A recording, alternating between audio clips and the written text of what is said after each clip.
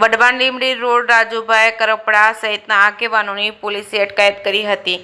ગરીબ અને બેરોજગાર લોકોનું રસોડું ચાલુ રહે તે માટે મનરેગા યોજનાનો જન્મ થયો હતો, પરંતુ ચોકીદાર પોતે ચોરની ભૂમિકામાં જોવા મળ્યા તેવું રાજુભાઈ કરપડાએ જણાવ્યું હતું. મનરેગા કૌભાંડના આરોપીના પિતા અને રાજ્ય કક્ષાના મંત્રી બચુ ખાબડના રાજીનામાની માંગ સાથે રજૂઆત કરવા જતાં આપ નેતા રાજુ કરપડા સહિત ટીમની પોલીસે વઢવાણ લીંબડી રોડ પરથી અટકાયત કરી હતી. જેનો બાપ મંત્રી હોય એના દીકરા વિરુદ્ધ ગુજરાતનો કયો અધિકારી સાચી તપાસ કરશે તેવું રાજુ કરપડાએ જણાવ્યું હતું. સુરેન્દ્રનગરના લીંબડી રેલવે સ્ટેશનના લોકાર્પણ કાર્યક્રમમાં ગુજરાત રાજ્યના મુખ્યમંત્રી ભૂપેન્દ્ર પટેલ પધાર્યા હતા.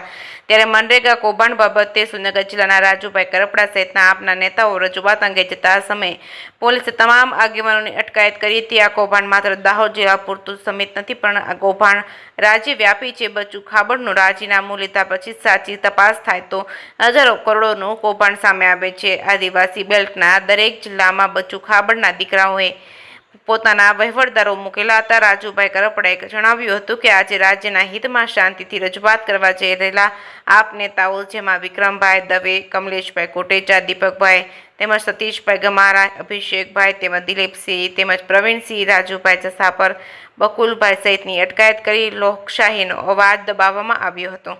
જે કે ગુજરાતી સાથે મહેશ ઉતરિયા, સુરેન્દ્રનગર.